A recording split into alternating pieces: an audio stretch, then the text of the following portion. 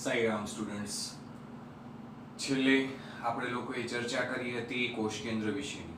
અત્યારે આપણો વિષય ચાલી રહ્યો છે કોષ.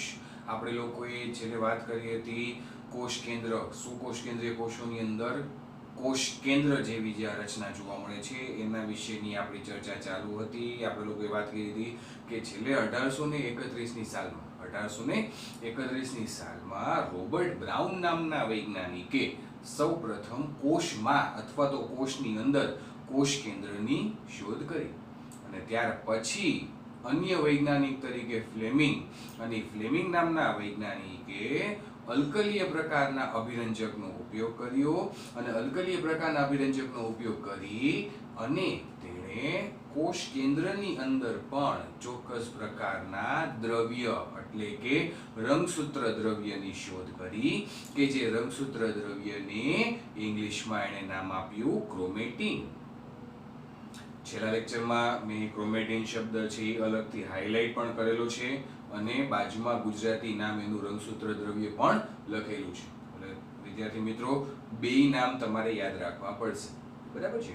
તો એ રંગસૂત્ર દ્રવ્ય કયો અથવા તો ઇંગ્લિશમાં એને ક્રોમેટીન કયો કે જે રચના કેમાં જોવા મળે છે? કોષ કેન્દ્રમાં. પછી આપણે લોકોએ કોષ કેન્દ્રની આકૃતિ જોઈ હતી.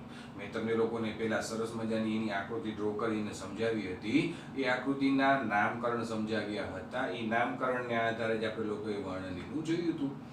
આકૃતિના નામકરણમાં મુખ્યત્વે યાદ કરીએ આપણે લોકો તો કોષ કેન્દ્રની ફરતે બે પટલ અથવા તો બે આવરણ જોવા મળતા હતા. એક બાહ્ય પટલ હોય, એક અંતઃ પટલ હોય. બાહ્ય પટલ જે છે એ બાહ્ય પટલ ઉપરથી અંતઃ કોષરસ ઝાડ ફેલાયેલી રચનાના સ્વરૂપે જોવા મળતું હતું. એ બાહ્ય પટલ ઉપરથી. અને એની સામે અંતઃ પટલ જે આવે તો એ અંતઃ પટલ છે એ અંદરની બધી રચનાઓ છે. કોષ કેન્દ્રની જે આંતરિક રચનાઓ છે, કોષ કેન્દ્રની આંતરિક રચનાના સંદર્ભમાં અથવા તો એના સંપર્કમાં હંમેશા અંતઃ પટલ આવેલું હોય. હવે જે બાહ્ય પટલ છે, કોષ કેન્દ્ર છે, એ બેવડી પટલમય રચના છે, હવે આપણે બધા લોકોને ખ્યાલ છે. કોષ કેન્દ્રની ફરતે બે પટલ આવેલા છે, અંતઃ અને બાહ્ય, એ આપણે બધા લોકોને ખ્યાલ છે. એમાંનું જે બાહ્ય પટલ છે, બાહ્ય પટલ ઉપરથી અંતઃકોષરસ ઝાડ નિર્માણ પામે. એ અંતઃકોષરસ ઝાડ જે પથરાયેલી જોવા મળતી હોય એના ઉપર રિબોઝોમ્સની હાજરી હોય અને એ જે અંતઃકોષરસ ઝાડ રિબોઝોમ્સ ધરાવે એ પ્રોટીન સંશ્લેષણનું પણ કાર્ય કરતી હોય છે. તો આવી ચર્ચા આપણે લોકો જોઈ ગયા એના પટલના સંદર્ભમાં. પછી બંને પટલ વચ્ચે અવકાશ આવતો હતો. બાહ્ય પટલ અને અંતઃ પટલ એ બંને પટલ વચ્ચે અવકાશ જોવા મળતો હતો કે જે અવકાશને નામ આપવામાં આવેલું હતું પરિકોષ કેન્દ્રીય અવકાશ, કે જે પરિકોષ કેન્દ્રીય અવકાશનો વ્યાસ અંદાજિત 10 થી લઈને 55 નેનોમીટર જેટલો જોવા મળે છે. તો એને કહેવાય પરિકોષ કેન્દ્રીય અવકાશ, કે જે પરિકોષ કેન્દ્રીય અવકાશ બાહ્ય પટલ અને અંતઃ પટલ એ બંને વચ્ચેનો વ્યાસ છે, બંને વચ્ચેનો અવકાશ છે. ત્યાર પછી આપણે લોકોએ વાત કરી હતી કોષ કેન્દ્રની આંતરિક રચનાઓ વિશેની. કોષ કેન્દ્રની આંતરિક રચનામાં આવતું હતું કોષ કેન્દ્ર રસ. જેમ કે મેં તમને લોકોને છેલ્લા લેક્ચર દરમિયાન સમજાવ્યું હતું કે કોષની અંદર આવેલો રસ બધો કહેવાય કોષરસ. કોષની અંદર આવેલો બધો રસ જેને કહેવાય કોષરસ. તો એ જ રીતે કોષ કેન્દ્રની અંદર આવેલો જે આ રસ છે જેને કોષ કેન્દ્ર રસ તરીકે ઓળખવામાં આવે છે. ત્યાર પછી કોષ કેન્દ્ર રસની અંદર આપણે લોકો ભણી ગયા કે વચ્ચેની તરફ એક ચોક્કસ પ્રકારની રચના એટલે કે કોષ કેન્દ્રિકા. કોષ કેન્દ્રિકાની પણ હાજરી જોવા મળે છે, બરાબર છે. તો એ બધી રચનાઓ વિશેની ચર્ચા આપણે છેલ્લે કરી ગયા કોષ કેન્દ્રમાં. પછી આપણે લોકોએ વાત કરી કે મોટે ભાગે એક કોષની અંદર એક કોષ કેન્દ્ર આવેલું હોય છે. અમુક અપવાદ રૂપે એવા પણ કોષો હોય છે કે જેની અંદર એક કોષ કેન્દ્ર પણ નથી હોતું અથવા તો એકથી વધુ બહુ કોષ કેન્દ્રીય પણ હોઈ શકે છે. આપણે અત્યારે જે સિલેબસમાં ભણવામાં આવે છે મુજબ જોવા જઈએ તો આપણે બે ઉદાહરણ એવા ભણ્યા કે જે કોષની અંદર કોષ કેન્દ્ર જ નથી, જે કોષની અંદર કોષ કેન્દ્ર જ નથી અથવા તો જે કોષ કે જે કોષ કેન્દ્ર વિહીન છે, બરાબર છે. એક વાહક પેશીધારી વનસ્પતિઓમાં જોવા મળતી ચાલની નલિકાના કોષ કે જે કુદરતી રીતે કોષ કેન્દ્ર વિહીન છે, અને બીજું સસ્તન વર્ગ, બરાબર, સસ્તન વર્ગના પ્રાણીઓમાં એના કોષ કોષોમાં એના જે આરબીસી વિશે વાત કરીએ, રક્તકણ વિશે વાત કરીએ, અથવા તો ઇંગ્લિશમાં જેને ઇરિથ્રોસાઇટ્સ તરીકે ઓળખવામાં આવે છે એના વિશે વાત કરીએ તો એમાં પણ કુદરતી રીતે કોષ કેન્દ્ર ગેરહાજર છે. તો આ બે ઉદાહરણ આપણે એવા ભણી ગયા કે જે કોષ કેન્દ્ર વિહીન સુકોષ કેન્દ્રીય કોષો છે. તો કોષ કેન્દ્રને લગતી થોડી ઘણી ચર્ચા આપણે લોકોએ લાસ્ટ લેક્ચરમાં ચાલુ કરી હતી. લાસ્ટ લેક્ચરમાં મેં તમને લોકોને કીધું હતું કે ટોપિક અત્યંત લાંબો છે એટલે 2 લેક્ચરમાં આપણે આને ડિવાઈડ કર્યો છે. લાસ્ટ લેક્ચર આપણે લોકોએ પૂરો કર્યો. આજે ફરી પાછો આપણે લોકોએ કોષ કેન્દ્રનો ટોપિક આગળ વધારવાનો છે. કોષ કેન્દ્રમાં જોવા મળતું જે કોષ કેન્દ્ર રસ છે એની અંદર જોવા મળતી જે જુદી જુદી રચનાઓ છે એ રચનાઓનું શું બંધારણ છે, શું કાર્ય છે, આવી બધી વસ્તુની ચર્ચા આપણે વિગત મેળવવાની છે. એ અત્યારના ટોપિકમાં, આજના ટોપિકમાં આપણે લોકોએ આ ચર્ચા કરવાની છે. તો ધ્યાનથી એકદમ સરસ રીતે સાંભળજો. આજનો ટોપિક ખૂબ જ ઇમ્પોર્ટન્ટ છે અને થોડોક જટિલ પણ છે, થોડોક જ માઇનર, બહુ નહીં, પરંતુ એકદમ ધ્યાનથી સરસ રીતે એને સાંભળવાનો, સમજવાનો પ્રયાસ કરજો. તો ફરી પાછો આપણો ટોપિક ચાલુ કરી દે. કોષ કેન્દ્રનો ટોપિક આપણો ચાલુ છે જેમાં આપણે શબ્દ આવ્યો તો કોષ કેન્દ્ર રસ. બરાબર છે. મેં તમને કીધું કે ભાઈ કોષ કેન્દ્રની અંદર જે આંતરિક વાતાવરણ છે, જે આંતરિક રસ છે એને કોષ કેન્દ્ર રસ તરીકે ઓળખવામાં આવે છે. તો હવે આપણને પ્રશ્ન એમ થાય કે સર કોષ કેન્દ્ર રસનું બંધારણ શું, અથવા તો એમ કહી શકીએ કે કોષ કેન્દ્ર રસમાં પાછી કઈ કઈ રચનાઓ જોવા મળે છે. જેમ કે આપણે લોકો બોલીએ છીએ કે ભાઈ કોષના કોષ રસમાં શું જોવા મળે તો કે કોષ કેન્દ્ર જોવા મળે, હરિતકણ જોવા મળે, કણાભસૂત્ર જોવા મળે, રસધાની જોવા મળે, દ્રાવણ જોવા મળે. બરાબર. ટૂંકમાં કહેવાનો તાત્પર્ય શું કે આ બધી રચનાઓ કોષ રસમાં જોવા મળે. તો એવી જ રીતે અત્યારની આપણી જે આ ચર્ચા ચાલુ છે એ કોષ કેન્દ્ર વિશેની ચાલુ છે કે ભાઈ કોષ કેન્દ્રની અંદર શું હોય તો કે ભાઈ કોષ કેન્દ્રની અંદરનું વાતાવરણ જે છે સમગ્ર એને કોષ કેન્દ્ર રસ કહેવાય. યાદ કરો મેં જે કોષ કેન્દ્રની આકૃતિ ડ્રો કરી તેની અંદરનો ભાગ આખો ડોટેડ ડ્રો કરેલો હતો. એ જે ડોટેડ ભાગ આખો સંપૂર્ણ સમગ્ર ડ્રો કરેલો હતો એને કહેવાય કોષ કેન્દ્ર રસ. ભાઈ કોષ કેન્દ્ર રસમાં શું શું હોય, કઈ કઈ રચનાઓ સામેલ હોય, તો એના વિશેની આ ચર્ચા છે. ધ્યાનથી સાંભળજો બધા લોકો. કોષ કેન્દ્ર રસ. કોષ કેન્દ્ર રસમાં આવેલી હશે એક કોષ કેન્દ્રિકા. આકૃતિમાં મેં તમને લોકોને દર્શાવેલી છે, ડ્રો કરેલી છે કોષ કેન્દ્રિકા. કોષ કેન્દ્રિકા, ત્યારબાદ રંગસૂત્ર દ્રવ્ય અથવા તો ક્રોમેટીન. ફરી પાછું નામ બોલું છું, કન્ફ્યુઝ નહીં થતા, ભૂલતા નહીં અને શાંતિથી સમજવાનો પ્રયાસ કરજો.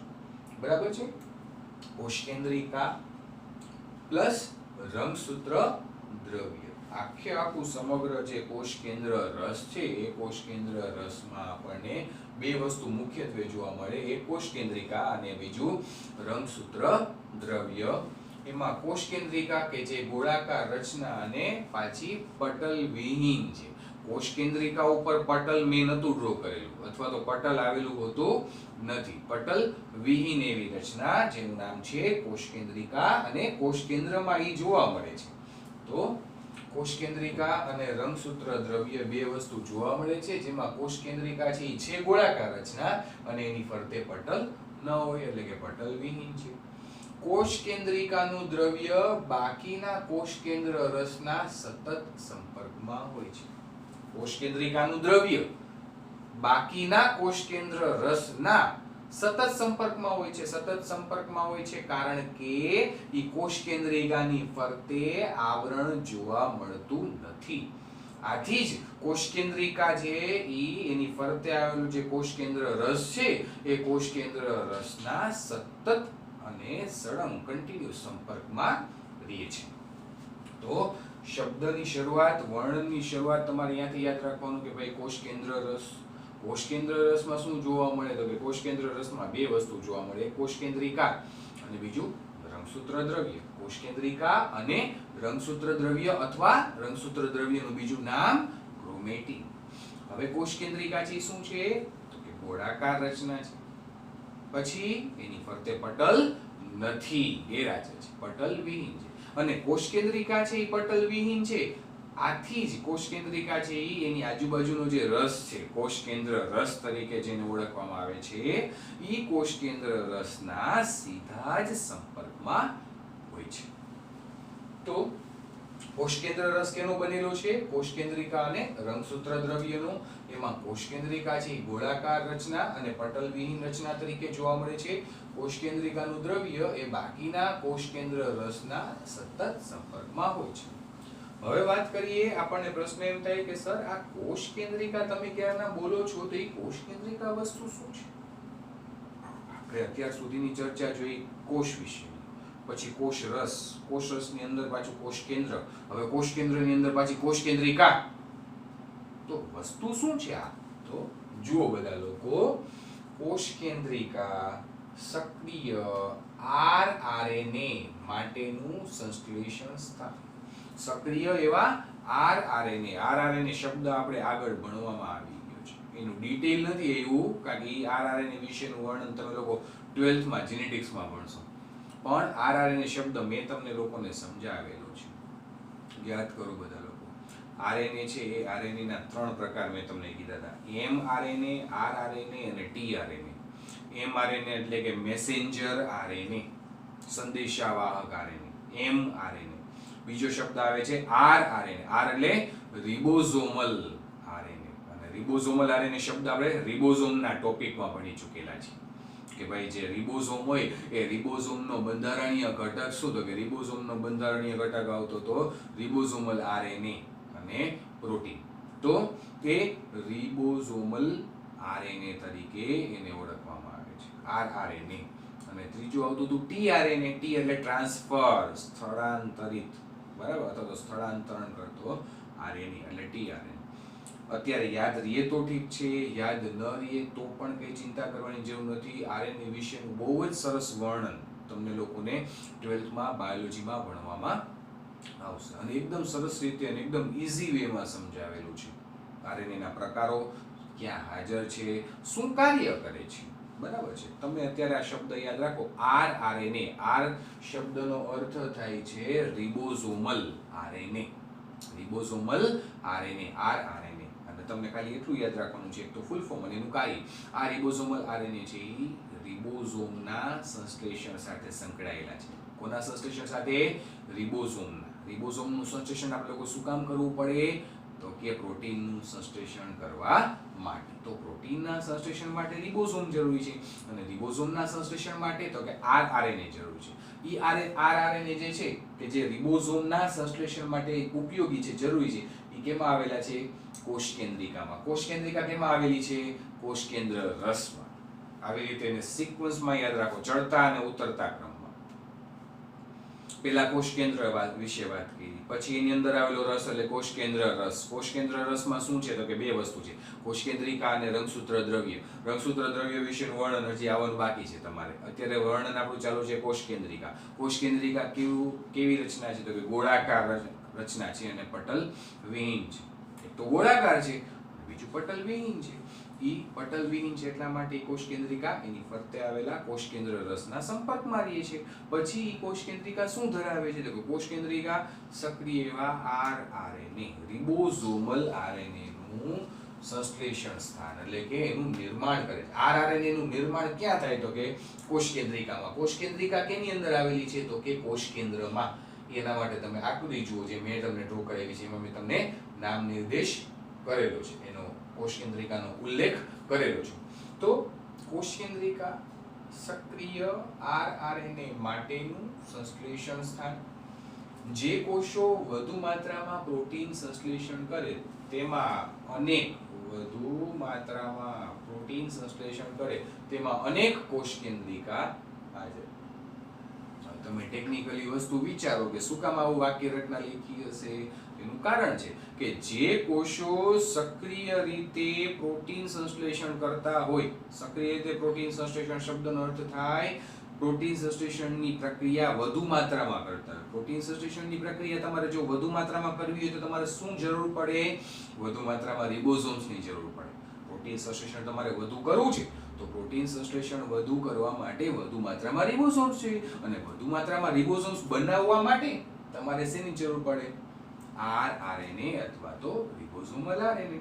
અને એ રિબોઝોમલ આરએનએ કેમાં આવેલા છે? તો કોષ કેન્દ્રિકામાં. કોષ કેન્દ્રિકા કેમાં આવેલી છે? તો કોષ કેન્દ્ર રસમાં. કોષ કેન્દ્ર રસ કેમાં આવેલો છે? તો કોષ કેન્દ્રમાં. કોષ કેન્દ્ર કેમાં આવેલું છે? તો કોષમાં. આવી રીતે. એનાથી ઉલટું બોલું, ચડતા અને ઉતરતા ક્રમમાં. જો કોષ, કોષની અંદર કોષ કેન્દ્ર, કોષ કેન્દ્રની અંદર કોષ કેન્દ્ર રસ, કોષ કેન્દ્ર રસની અંદર કોષ કેન્દ્રિકા, કોષ કેન્દ્રિકાની અંદર રિબોઝોમલ આરએનએ. એ રિબોઝોમલ આરએનએ પ્રોટીન સંશ્લેષણનું કાર્ય કરશે. કેવી રીતે? રિબોઝોમનું નિર્માણ કરીને. તો એવા કોષો કે જેઓ સક્રિય રીતે પ્રોટીન સંશ્લેષણમાં ભાગ ભજવતા હશે એની અંદર આરઆરએનએ ની માત્રા વધુ હશે, કારણ કે રિબોઝોમ વધુ જોઈએ. અને રિબોઝોમની માત્રા વધુ હોય, આરઆરએનએ ની માત્રા વધુ હોય તો એના માટે કોષ કેન્દ્રિકા વધુ માત્રામાં હોવી જોઈએ, એટલે કે એકથી વધુ, અનેક હોવી જોઈએ. તો કોષ કેન્દ્રિકા સક્રિય આરઆરએનએ માટેનું સંશ્લેષણ સ્થાન છે. જે કોષો વધુ માત્રામાં પ્રોટીન સંશ્લેષણ કરે તેમાં અનેક કોષ કેન્દ્રિકા હાજર હોય છે. જે કોષો વધુ માત્રામાં પ્રોટીન સંશ્લેષણ કરે તેમાં અનેક કોષ કેન્દ્રિકા હાજર હોય છે. પછી આંતરાવસ્થામાં કોષ કેન્દ્રિકા અસ્પષ્ટ ન્યુક્લિયોપ્રોટીન તંતુની જાળી સ્વરૂપે જોવા મળે, જેને રંગસૂત્ર દ્રવ્ય અથવા તો ક્રોમેટીન કહે છે. પહેલા તો નામ વાંચો તમે લોકો. આંતરાવસ્થા, આંતરાવસ્થાનું વર્ણન આપણે આગળ આવી ગયું છે. મેં તમને કીધેલું છે કે આંતરાવસ્થા એટલે એક એવી પરિસ્થિતિ છે, એ એક એવી અવસ્થા છે કે જ્યારે આપણો કોષ હજી વિભાજનશીલ નથી. કોષ હજી વિભાજન પામવાનું શરૂ નથી કર્યું, વિભાજન પામતો નથી, એવી જે આ સ્થિતિ છે, એવી જે આ અવસ્થા છે, એને આંતરાવસ્થા કીધું છે. આંતરાવસ્થામાં જ્યારે કોઈ પણ કોષ હોય ત્યારે એનું રંગસૂત્ર છે એ કેવું હોય? એકદમ અસ્પષ્ટ. આ શબ્દની નીચે અંડરલાઈન કરું છું. આ શબ્દ તમે પણ ભૂલતા નહીં, અને જ્યારે તમે આ ક્વેશ્ચનનો આન્સર લખતા હો ત્યારે આ શબ્દ ખાસ હાઇલાઇટ કરવો કે જ્યારે કોઈ પણ કોષ એની આંતરાવસ્થામાં હશે, એટલે કે જે વિભાજનશીલ નથી એવી અવસ્થામાં, એટલે કે વિભાજન પામતો નથી એવી અવસ્થામાં જ્યારે કોઈ પણ કોષ હોય ત્યારે એની અંદર રહેલા જે આ ન્યુક્લિયો પ્રોટીન, ન્યુક્લિયો એટલે ન્યુક્લિયસ, ન્યુક્લિયસ એટલે કોષ કેન્દ્ર, કોષ કેન્દ્રની અંદર આવેલા પ્રોટીનના બનેલા તંતુઓ, કોષ કેન્દ્રમાં આવેલા પ્રોટીનના તંતુઓ જાળી સ્વરૂપે રંગસૂત્ર દ્રવ્ય તરીકે જેને આપણે લોકો ઓળખીએ છીએ. પરંતુ એ દેખાશે કેવા? અસ્પષ્ટ. સ્પષ્ટ દેખાતા નથી. જે સ્પષ્ટ નથી દેખાતા એને કહેવાય રંગસૂત્ર દ્રવ્ય, કે જે પ્રોટીનના બનેલા તંતુઓ છે ન્યુક્લિયસમાં, એટલે કે કોષ કેન્દ્રમાં આવેલા હોવાથી એને ન્યુક્લિયો પ્રોટીન તંતુ તરીકે ઓળખવામાં આવે છે. અને ઈ અસ્પષ્ટ હોય, એટલે કે રંગસૂત્ર દ્રવ્યના સ્વરૂપમાં હોય. ક્યારે રંગસૂત્ર દ્રવ્યના સ્વરૂપમાં હોય? તો આંતરાવસ્થા દરમિયાન. તો આંતરાવસ્થામાં કોષ કેન્દ્રિકા અસ્પષ્ટ ન્યુક્લિયોપ્રોટીન તંતુ કે જે જાળી સ્વરૂપે ધરાવે, જેને રંગસૂત્ર દ્રવ્ય કહે છે. પરંતુ કોષ વિભાજન દરમિયાન, જો હવે શું એવો શબ્દ? વિભાજન દરમિયાન. પહેલા શું હતો શબ્દ? આંતરાવસ્થા. હજી વિભાજન પામવાની અને શરૂઆત નથી કરી. વિભાજન પામવાની શરૂઆત નથી કરી ત્યારે એની અંદર શું હતું? તો ત્યારે એની અંદર અસ્પષ્ટ એવું રંગસૂત્ર દ્રવ્ય હતું, જાળી સ્વરૂપે ધરાવતું અસ્પષ્ટ રંગસૂત્ર દ્રવ્ય. ક્યારે જોવા મળે? આંતરાવસ્થામાં હોય ત્યારે, જ્યારે વિભાજન નથી પામતું. હવે જ્યારે વિભાજન પામવાની શરૂઆત કરે, હવે કોષ વિભાજનની પ્રક્રિયા સ્ટાર્ટ થાય ત્યારે પરિસ્થિતિ બદલાઈ જશે પાછી, એવું કહેવા માંગે છે વાક્ય રચના. જો આંતરાવસ્થામાં કોષ કેન્દ્રિકાની અંદર શું હોય? તો કે આંતરાવસ્થામાં કોષ કેન્દ્રિકાની અંદર અસ્પષ્ટ એવા ન્યુક્લિયોપ્રોટીનના તંતુ કે જેને આપણે લોકો ક્રોમેટીન અથવા તો રંગસૂત્ર દ્રવ્ય કહીએ છીએ તે હશે. ક્યારે? આંતરાવસ્થામાં. પરંતુ કોષનું વિભાજન જ્યારે થાય ત્યારે કોષ વિભાજન દરમિયાન કોષોમાં કોષ કેન્દ્રના સ્થાને રંગસૂત્ર દ્રવ્ય કયા સ્વરૂપે જોવા મળે? રંગસૂત્ર સ્વરૂપે જોવા મળે છે. રંગસૂત્રની રચના આપણે લોકો આવી રીતે એક્સ આકારની ડ્રો કરીએ છીએ.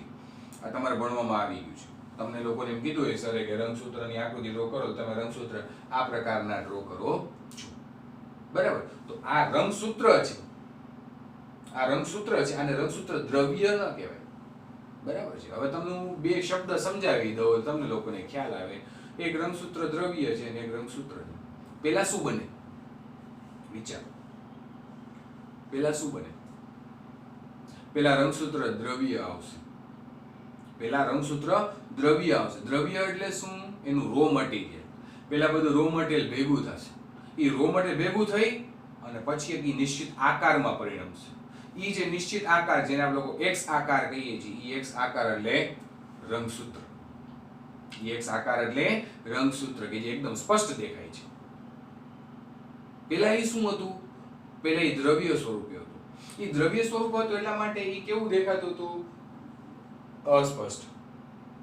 હવે એ કેવું થઈ ગયું? દ્રવ્ય બધું સઘન થઈ ગયું, જટિલ થઈ ગયું, ભેગું થઈ ગયું અને એને એક નિશ્ચિત આકાર પ્રાપ્ત કરી લીધો. ઈ જે એક્સ આકાર છે, એ એક્સ આકારને હવે આપણે લોકો રંગસૂત્ર દ્રવ્ય નહીં બોલીએ, હવે આપણે એને શું બોલશું? રંગસૂત્ર. અને આવો નિશ્ચિત આકાર ઈ ક્યારે પ્રાપ્ત કરે છે? જ્યારે ઈ વિભાજનશીલ અવસ્થામાં આવે ત્યારે.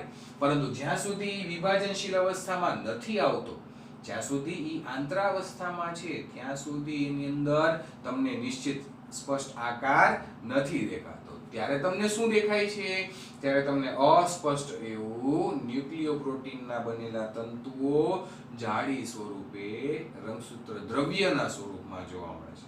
ત્યારે બધું દ્રવ્ય છૂટું હોય છે. ઈ જ દ્રવ્ય જ્યારે ભેગું થઈ જાય અને નિશ્ચિત આકાર પ્રાપ્ત કરીએ ત્યારે હું એને કહીશ સ્પષ્ટ આકાર મને દેખાવા લાગ્યો, જેને હું નામ આપીશ રંગસૂત્ર.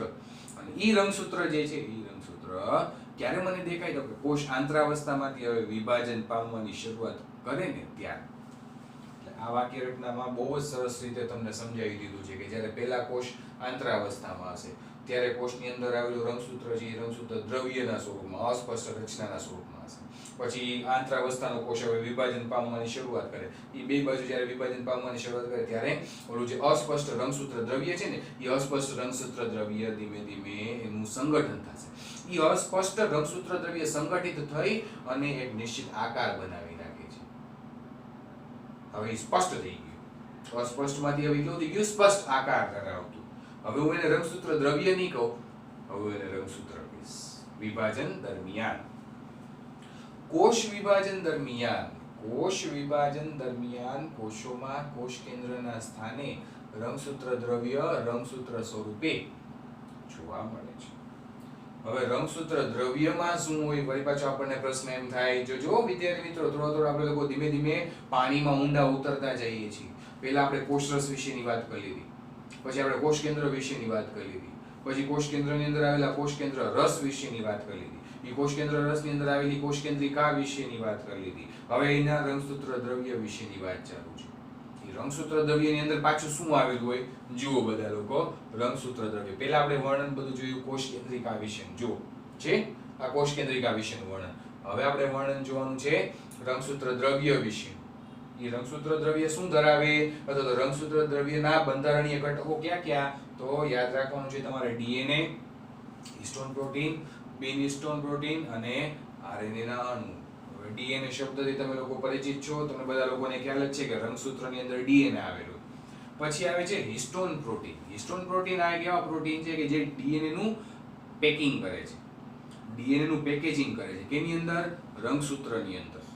હવે ડીએનએ નો તંતુ તો ખૂબ જ લાંબો તંતુ છે, બરાબર છે? ડીએનએ નો જે તંતુ છે, એ ડીએનએ નો તંતુ ખૂબ જ લાંબો તંતુ છે. એને એક રંગસૂત્રની અંદર સમાવેશ કરવો છે, રંગસૂત્રની અંદર એને ગોઠવવો છે. તો ગોઠવવા માટે ડીએનએ તંતુને રંગસૂત્રની અંદર સમાવેશ કરવો હોય તો શું કરવું પડે?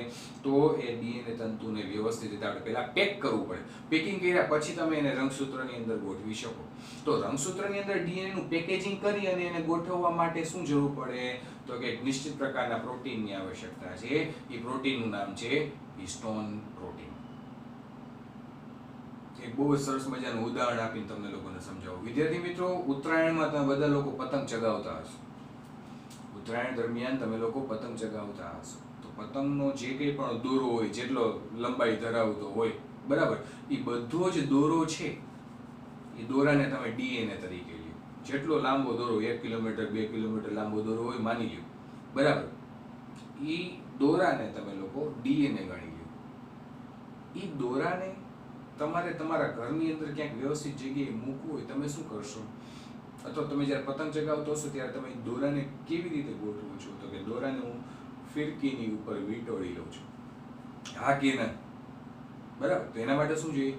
ફિરકી જોઈએ. ફિરકી ઉપર ગમે એટલો લાંબો દોરો હશે, 500 મીટર, 700 મીટર કે કિલોમીટરનો લાંબો દોરો હશે, એ આરામથી તમે ફિરકીની ઉપર વીંટી શકશો. અને વીંટેલો દોરો હશે, ગોઠવેલો દોરો હશે, તો તમે એનો ઉપયોગ ચગાવવા માટે ને કરી શકશો, એક જગ્યાએ રાખવા માટે કરી શકશો. બરાબર. એનું પેકિંગ વધારે જરૂરી છે, પેકિંગ ઇમ્પોર્ટન્ટ છે. અને પેકિંગ માટે તમારે ફિરકી જોઈએ. ફિરકી ઉપર તમે દોરાને વીંટો છો, તો અહીંયા ફિરકી તરીકે તમારે લેવાનું છે. અહીંયા ફિરકી તરીકે તમારે લેવાનું છે હિસ્ટોન પ્રોટીન. હિસ્ટોન પ્રોટીન છે શું છે? ફિરકી છે. અને ડીએનએ છે આપણો, ડીએનએ નો તંતુ છે આપણો દોરો છે. એટલે એ હિસ્ટોન પ્રોટીન ઉપર ડીએનએ છે ને ગોઠવાય છે. આવી રીતે કરી અને હિસ્ટોન અને આપણું ડીએનએ બે આપણા રંગસૂત્રમાં ગોઠવાય છે. તો રંગસૂત્ર દ્રવ્યની અંદર ડીએનએ છે. ડીએનએ નું પેકિંગ કરવા માટે, વ્યવસ્થિત રીતે એનું પેકેજિંગ કરવા માટે હિસ્ટોન પ્રોટીનની જરૂર પડે. એને બાદ કરતા હિસ્ટોન સિવાયના બધા પ્રોટીન એને કહેવાય બિન હિસ્ટોન પ્રોટીન અને આરએનએના અણુ. 4 વસ્તુ તમારે યાદ રાખવાની છે. ડીએનએ અને આરએનએ તો યાદ થઈ જાય. એના જ આધારે તમારે એક નામ યાદ રાખવાનું છે હિસ્ટોન, તો એના આધારે ચોથું નામ તમારે યાદ રાખવાનું બિન હિસ્ટોન.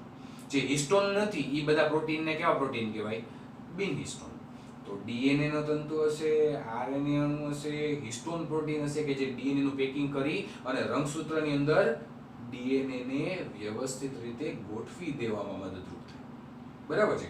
તો ડીએનએ, આરએનએ, હિસ્ટોન અને હિસ્ટોન સિવાયના બીજા વધારાના પ્રોટીન બિન હિસ્ટોન પ્રોટીન. આ 4 વસ્તુ ભેગી મળીને શું બનાવે છે?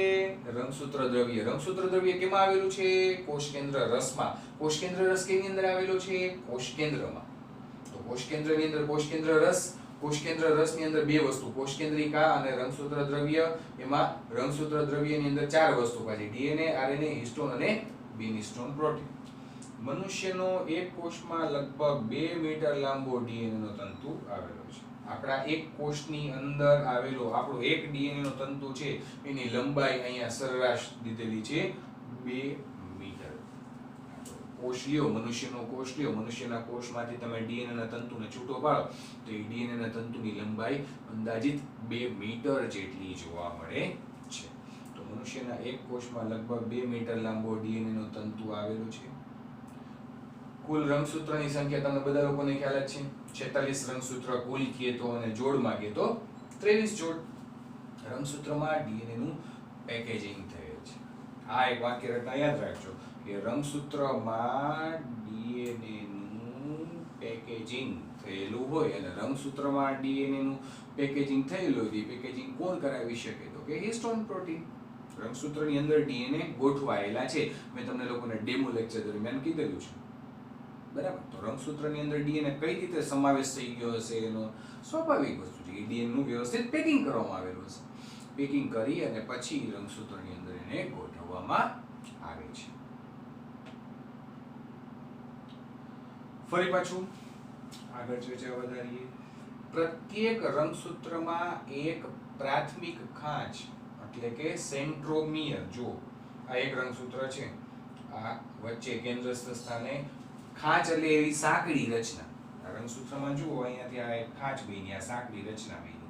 આ રંગસૂત્રમાં જો આ સાંકડી રચના બની, સાંકડી એવી રચના, એને કીધી છે ખાંચ, પ્રાથમિક ખાંચ. પ્રાથમિક ખાંચનું પ્રોપર નામ તમારે શું આપવાનું? સેન્ટ્રોમિયર. સેન્ટરમાં આવેલું એવું ટપકું સેન્ટ્રોમિયર. પ્રત્યેક રંગસૂત્રમાં એક પ્રાથમિક ખાંચ એટલે કે સેન્ટ્રોમિયર અને તેને ફરતે બિંબ આકારની રચના એટલે કે કાઇનેટોકોર આવેલી હોય છે. આ એક સેન્ટ્રોમિયર આવેલું આવી રીતે કેન્દ્રસ્થ સ્થાને, અને એની ફરતે અન્ય એક રચના આવેલી હોય છે બિંબ આકારની. બરાબર. એને કહેવાય કાઇનેટોકોર. બે નામ ખાલી તમે અત્યારે યાદ રાખો. કાઇનેટોકોર આમાં દર્શાવ્યું નથી, બરાબર છે, પરંતુ સેન્ટ્રોમિયરની ફરતે આવી બિંબ આકારની રચના જેને કાઇનેટોકોર તરીકે ઓળખવામાં આવે છે એ આવેલી છે.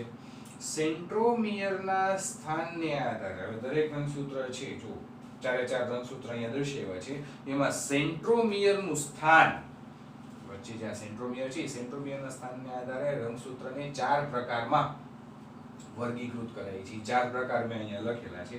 પહેલો પ્રકાર આવે છે મેટાસેન્ટ્રિક. આ પહેલો પ્રકાર છે મેટાસેન્ટ્રિક. બીજો પ્રકાર આવે છે સબ મેટાસેન્ટ્રિક. આ ત્રીજો પ્રકાર આવે છે એક્રોસેન્ટ્રિક. અને ચોથો પ્રકાર આવે છે ટીલોસેન્ટ્રિક. હવે ચારેય પ્રકાર બરાબર છે મેટાસેન્ટ્રિક, સબમેટાસેન્ટ્રિક, એક્રોસેન્ટ્રિક અને ટીલોસેન્ટ્રિક. મેટાસેન્ટ્રિક, સબમેટાસેન્ટ્રિક, એક્રોસેન્ટ્રિક અને ટીલોસેન્ટ્રિક.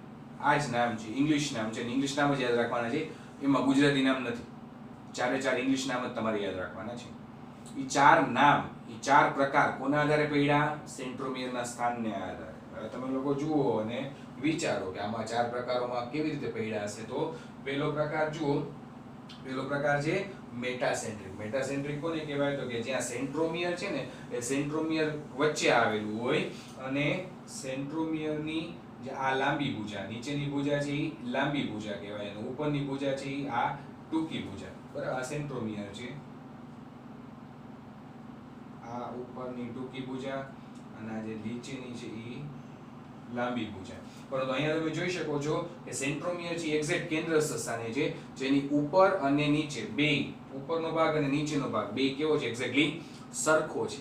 ઉપરના હાથ અને નીચેના હાથ, ઉપરના હસ્ત અને નીચેના હસ્ત બે કેવા છે? સરખી લંબાઈ ધરાવે છે. જુઓ આકૃતિ પ્રમાણે, આની લંબાઈ જુઓ અને આની લંબાઈ જુઓ. બરાબર, એટલે ઉપરની ભુજા અને નીચેની ભુજા જ્યારે સરખી હોય ત્યારે એ પ્રકાર જે પડે એને શું કહેવાય? મેટાસેન્ટ્રિક.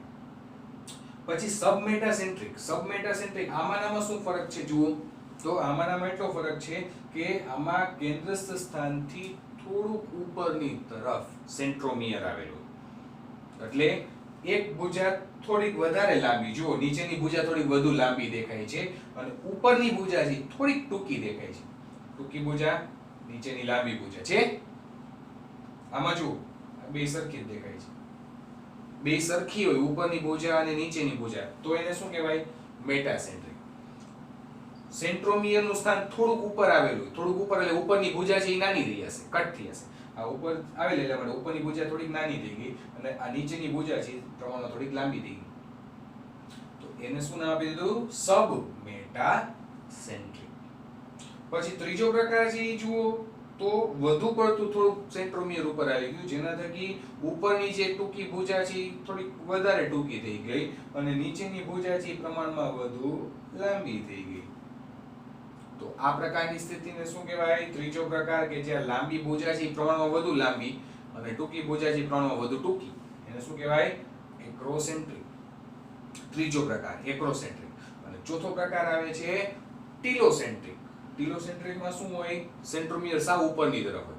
આમાં તો ઘણી વખત ટૂંકી ભુજા દેખાતી પણ ન હોય. અહીંયા તો તમને દેખાઈ જરા જરા, ક્યારેક એવું પણ બને કે ઉપરની ટૂંકી ભુજા જ ન દેખાય, ઉપરની તરફ સેન્ટ્રોમિયર આવી ગઈ એટલે ટૂંકી ભુજા હોય જ નહીં, નીચેની ખાલી લાંબી ભુજા છે. જુઓ ટૂંકી ભુજા અત્યંત ટૂંકી છે અને નીચેની જે લાંબી ભુજા છે એ અત્યંત લાંબી છે. બરાબર, તો આ પ્રકારની સ્થિતિ જ્યારે હોય તો એવા રંગસૂત્રને શું કહેવાય? ટીલોસેન્ટ્રિક. તમે લોકો જે બોલો છો કે આપણી અંદર 46 રંગસૂત્ર આવેલા છે, 23 જોડ રંગસૂત્રની આવેલી છે. મેં તમને અહીંયા શું સમજાવ્યું ખબર? એ જે 46 રંગસૂત્ર આવેલા છે તો એ 46 રંગસૂત્ર આકાર અને દેખાવની દ્રષ્ટિએ શું સરખા છે? વિચાર.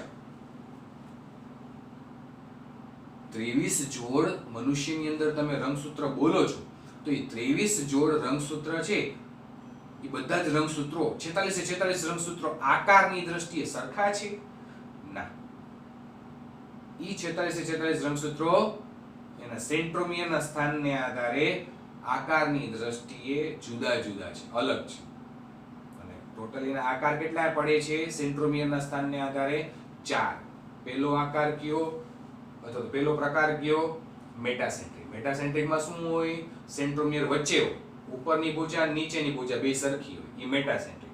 બીજો પ્રકાર કયો આવ્યો? સબમેટાસેન્ટ્રિક. સબમેટાસેન્ટ્રિક એટલે સેન્ટ્રોમિયર થોડું ઊંચું હોય, સેન્ટ્રોમિયર થોડું ઊંચું જાય તો ઉપરની ભુજા થોડીક ટૂંકી થશે અને નીચેની ભુજા થોડીક લાંબી થશે, તો એ સબમેટાસેન્ટ્રિક. ત્રીજો પ્રકાર કયો આવ્યો? એક્રોસેન્ટ્રિક. એક્રોસેન્ટ્રિકમાં સેન્ટ્રોમિયર પાછું થોડુંક ઉપર વહી જાય એટલે ટૂંકી ભુજા થોડીક વધુ ટૂંકી થઈ જશે અને નીચેની લાંબી ભુજા થોડીક વધુ લાંબી થઈ જશે, એ એક્રોસેન્ટ્રિક. અને છેલ્લે આવે છે ટીલોસેન્ટ્રિક, કે જેમાં સેન્ટ્રોમિયર સાવ ઉપર હોય એટલે કે ઉપરની ટૂંકી ભુજા ન દેખાય, ખાલી નીચેની લાંબી ભુજા જ દેખાય. એ સ્થિતિ એટલે એને કહેવાય ટીલોસેન્ટ્રિક. તો આવા 4 પ્રકાર રંગસૂત્રની સંખ્યા તમે કહો છો એ પ્રમાણે 46 છે. કોઈ 46 રંગસૂત્રનો આકાર સરખો નથી, દેખાવ સરખો નથી. અમુક મેટાસેન્ટ્રિક છે, અમુક સબમેટાસેન્ટ્રિક છે, અમુક એક્રોસેન્ટ્રિક છે અને અમુક ટીલોસેન્ટ્રિક છે. બરાબર છે. એટલે આ રીતે યાદ રાખજો. આ વર્ણન તમને લોકોને કદાચ એક વખતમાં આ એક લેક્ચરમાં ન સમજાણું હોય તો આવતીકાલે હું ફરી પાછો આ જ વર્ણન, કોષ કેન્દ્ર વિશેનું વર્ણન કે જે ખૂબ જ અગત્યનું છે, બરાબર, ઇમ્પોર્ટન્ટ છે, એટલે આવતીકાલના લેક્ચરમાં પણ ફરી પાછું આ જ વર્ણન હું રિપીટ કરવાનો છું. બરાબર છે, કારણ કે મને ખબર છે કે કોષ કેન્દ્ર ટોપિક તમારા માટે ખૂબ જ અગત્યનો પણ છે, નીટ પોઈન્ટ ઓફ વ્યૂ પણ અગત્યનું છે, અને કદાચ એક લેક્ચર દરમિયાન તમને આ વસ્તુ ન સમજાણી હોય તો આ જ લેક્ચર ફરી પાછું તમને આપણે કેમ રિપીટ લેક્ચર્સ લેતા હોય, રિવિઝન કરાવતા હોય, આવતીકાલે હું ફરી પાછું તમને કોષ કેન્દ્રના ટોપિકનું રિવિઝન કરાવીશ, જેના થકી તમને સાવ ક્લિયર થઈ જાય. આજના લેક્ચર દરમિયાન આપણે લોકોએ ચર્ચા કરી કોષ કેન્દ્ર રસથી. કોષ કેન્દ્ર રસની અંદર કોષ કેન્દ્રિકા અને રંગસૂત્ર દ્રવ્ય વિશે વાત કરી. આ ઉપરનું લખાણ કોષ કેન્દ્રિકા વિશેનું, આ નીચેનું લખાણ રંગસૂત્ર દ્રવ્ય વિશેનું, શું શું આવેલું એના વિશે ચર્ચા. સેન્ટ્રોમિયરના સ્થાનને આધારે રંગસૂત્રના 4 પ્રકારો. રંગસૂત્રની સંખ્યા તમને બધા લોકોને આવડે જ છે કે ભાઈ 23 જોડ અને 46 રંગસૂત્રો. પણ એ 46 રંગસૂત્રમાં અમુક મેટાસેન્ટ્રિક હોય, અમુક આ પ્રકારનો આકાર ધરાવતા હોય, અમુક આવા હોય અને અમુક ટીલોસેન્ટ્રિક. બરાબર, મેટાસેન્ટ્રિક, સબમેટાસેન્ટ્રિક, એક્રોસેન્ટ્રિક અને ટીલોસેન્ટ્રિક એવા 4 અલગ અલગ આકારના અથવા 4 અલગ અલગ પ્રકારમાં એ વહેંચાયેલા છે 46 રંગસૂત્રો. તો સેન્ટ્રોમિયરના સ્થાનને આધારે રંગસૂત્રને 4 પ્રકારમાં વર્ગીકૃત કરાય છે, જે તમે લોકો જોઈ શકો છો. અને અમુક એવા રંગસૂત્ર હોય કે જેની ઉપર ફરી પાછું દ્વિતીય ખાંચ જોવા મળે. પ્રાથમિક ખાંચ કે તો સેન્ટ્રોમિયર, પ્રાથમિક ખાંચ સેન્ટ્રોમિયર, દ્વિતીય ખાંચ એટલે સેટેલાઇટ. એ એક વધારાનું ડીએનએ છે. સેટેલાઇટ શું છે? સેટેલાઇટ એટલે એક વધારાનું ડીએનએ નો ભાગ છે કે જે અરંજિત છે, કોઈ પણ અભિરંજકથી અભિરંજિત નથી થતો, અને એનું કાર્ય શું છે એ કાર્ય વિશે હજી સુધી વૈજ્ઞાનિકોનું સંશોધન ચાલુ છે, પણ આપણી પાસે સચોટ માહિતી નથી, સ્પષ્ટ માહિતી નથી સેટેલાઇટ ડીએનએ કામ શું કરે છે. તો આ વર્ણન હતું, અહીંયા સુધીનું વિદ્યાર્થી મિત્રો વર્ણન હતું તમારું કોષ કેન્દ્ર વિશેનું. કોષ કેન્દ્ર વિશેનું વર્ણન અહીંયા આવીને પૂરું થાય છે. છેલ્લો ટોપિક આવે છે સૂક્ષ્મકાય. સૂક્ષ્મકાય ખાલી એક જ લાઈનનો, એક જ લીટીનો ટોપિક છે. આ સૂક્ષ્મકાય પણ એક અંગિકા જ છે કે જે વાનસ્પતિક કોષ અને પ્રાણી કોષ બંનેમાં જોવા મળે છે. વાનસ્પતિક કોષ અને પ્રાણી કોષ. હવે જોજો, સૂક્ષ્મકાય નામ પ્રમાણેનું વર્ણન તમે કહી શકો કે કાય એટલે એક એવી કોથળીમય રચના, સૂક્ષ્મ એટલે અત્યંત નાની. સૂક્ષ્મકાય પટલ ધરાવતી સૂક્ષ્મ પુટિકાઓ. પુટિકા એટલે તમને બધા લોકોને ખ્યાલ છે. પટલ ધરાવતી સૂક્ષ્મ પુટિકાઓને જે વિવિધ પ્રકારના ઉત્સેચકો ધરાવે. આ શું છે? નાની નાની પુટિકાઓ છે, પટલમય.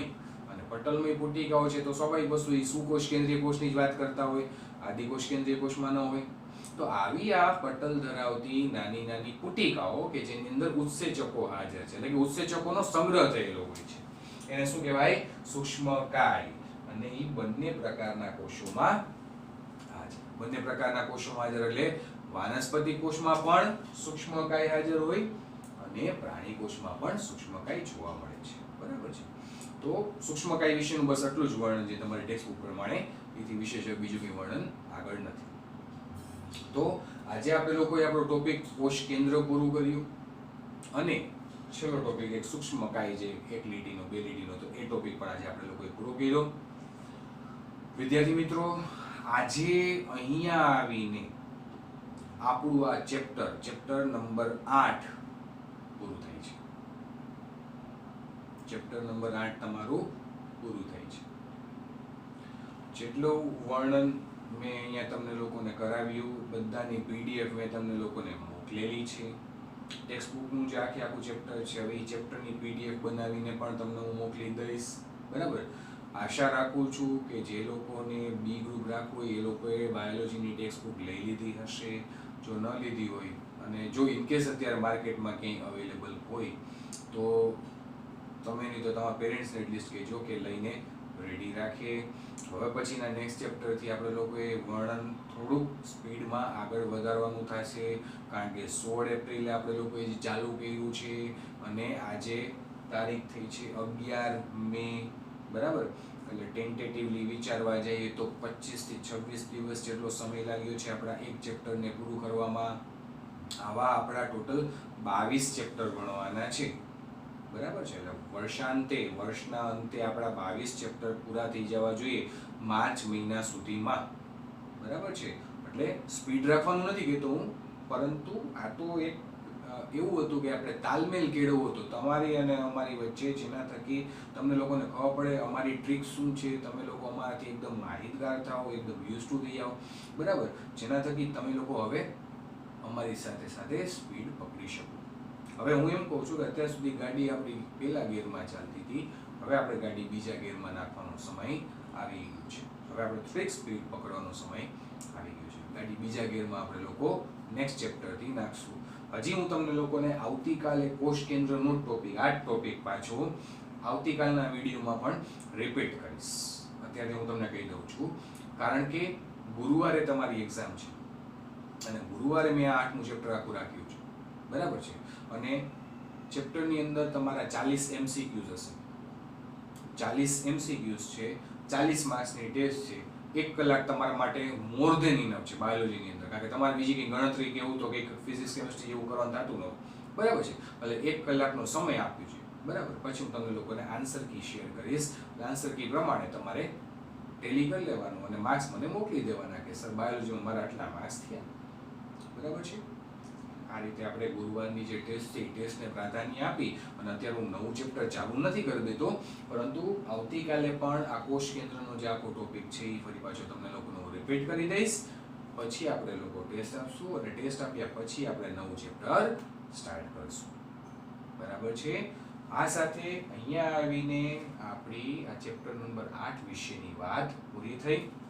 આવતીકાલે ફરી પાછું આનું જ રેકોર્ડિંગ પણ ફરી પાછું તમને રિવિઝનના સંદર્ભમાં આ ટોપિક સમજાવી દઈશ. આશા રાખું છું કે તમને લોકોને આવડી ગયું હશે, સમજાઈ ગયું હશે. ઇનકેસ મને તો ખ્યાલ છે થોડું ઘણું જટિલ છે, ન સમજાય તો 2 થી 3 વખત રિવાઇઝ કરજો, સાંભળવાનો પ્રયાસ કરજો. આજે PDF મોકલેલી છે, એ PDFમાં આકૃતિ સાથે વર્ણનને થોડું કમ્પેર કરાવજો, એટલે તમને આવડી જશે. બરાબર છે.